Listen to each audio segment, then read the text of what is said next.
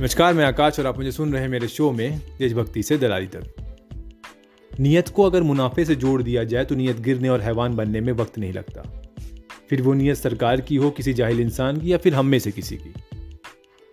आज अगर किसान सरकार की इस बिल रूपी काली नियत के सामने झुक गया और खाली हाथ लौट गया तो उसके आने वाली पीढ़ियां मजदूर के तौर पर इस देश में रहेंगी और किसान होने का गर्व, किसान होने का वजूद और किसान होने का एहसास सब खत्म हो जाएगा।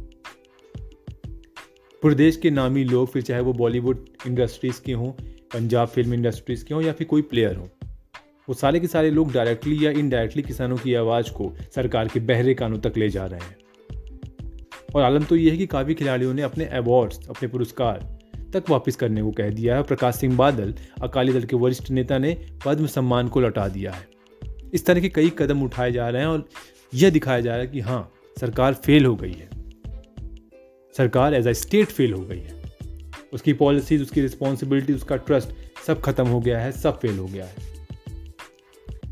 आइए पूरे बिल को डिकोड करने की कोशिश करते हैं और सरल शब्दों में समझने की कोशिश करते हैं।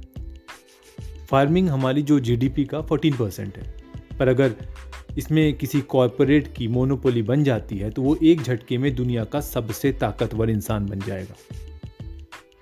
इंडिया का एग्रीकल्चर एक्सपोर्ट $8 बिलियन है, करीब 65,000 करोड़, जिसको गवर्नमेंट ने 2022 तक $60 बिलियन करने का मकसद बनाया है, टारगेट लिया है। मतलब करीब 6.5 लाख करोड़ इंडियन रुपीस में, जो कि अच्छी बात है। पर सवाल यह है कि एक्सपोर्ट करेगा कौन?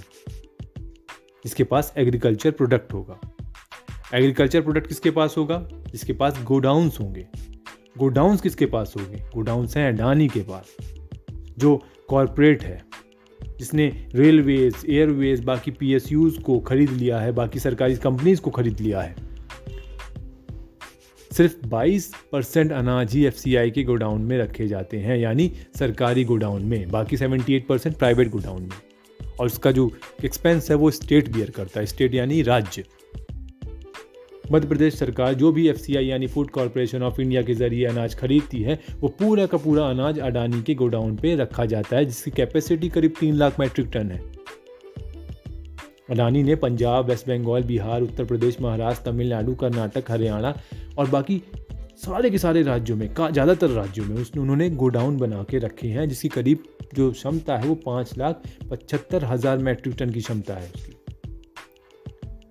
रिटेल सेक्टर को तो अंबानी ने कब्जे में करने की पूरी कोशिश की है और कर भी रहे हैं। अमेज़न और फेसबुक से उन्होंने एग्रीमेंट कर लिया है।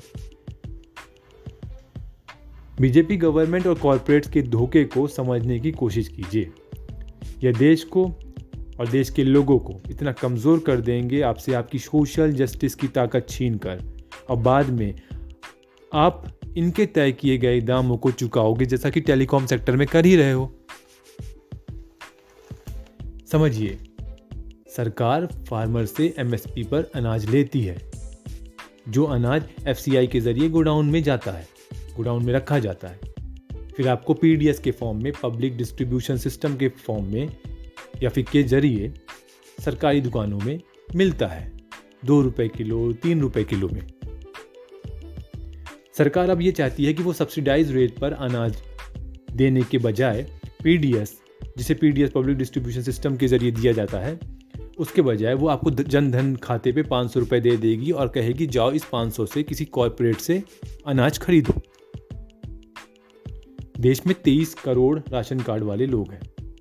सरकार इन 23 करोड़ राशन कार्ड धारकों को, अडानी को और अंबानी को एज अ कस्टमर देना चाहती है, जैसा कि जियो में हुआ, जियो सिम। और दिक्कत तब होगी जब अडानी अंबानी मोनोपोली क्रिएट करने के बाद मनमाने तरीके से आपसे पैसे लेंगे, आपके राशन का, जो आपको 2 रुपये और 3 रुपये में मिला करता था सरकार की तरफ से, PDS फॉर्म में, पब्लिक डिस्ट्रीब्यूशन के फॉर्म में, सरकारी दुकानों से। सरकार हमें धोखा दे रही है। वो इस बिल को वापस नहीं लेना चाहती। क्यों? क्योंकि उसे अडानी और अंबानी के कहने पर सोशल जस्टिस सिस्टम की धज्जियां उड़ानी है। पर हमारे भी हौसले मजबूत हैं, हमारे भी इरादे बुलंद हैं और हमारी सोच नेक है। यह आंदोलन चलता रहेगा। दिल्ली के बॉर्डर पर घेराबंदी जारी रहेगी और जब तक कि हम विजयी ना हो जाएं। मैं आकाश और आप मुझे सुन रहे थे मेरे शो में देशभक्ति से दराई तक। जय हिंद, जय भारत।